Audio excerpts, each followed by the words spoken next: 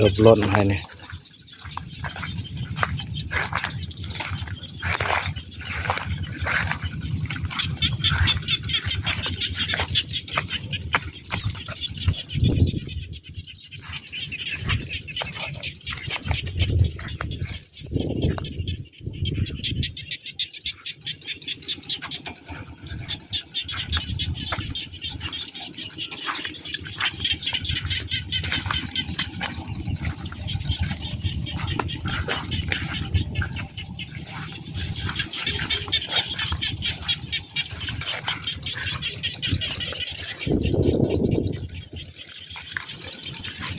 ไห้นี้ค่อนข้างเพียง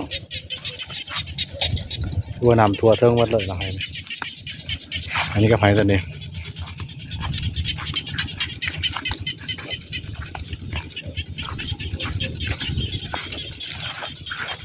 อันนี้ก็ไห้นี่ค่อนข้างเพียงรอบปีนี้คือสีเพียงหมดสองไห้เลย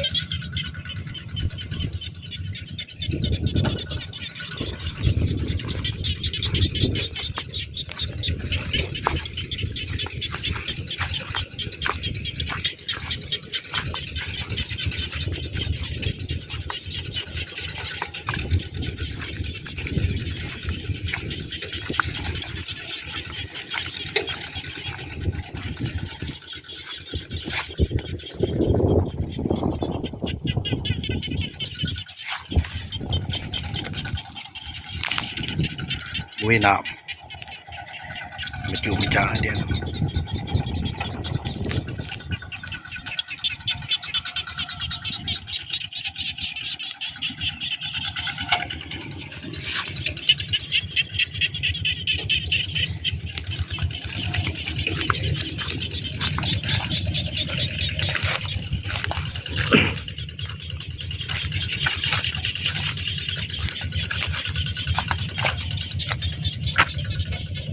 ไห้นี่จะสูงได้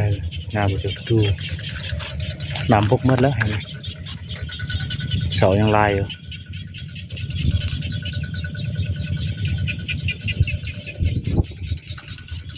สุดลงคลองว่ามัน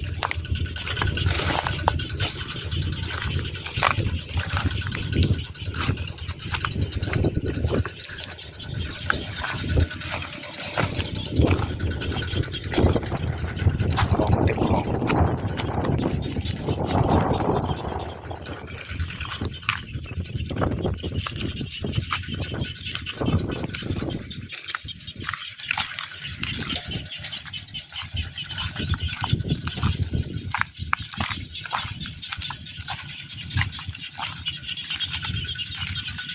อันนี้มีแต่จุดแจ้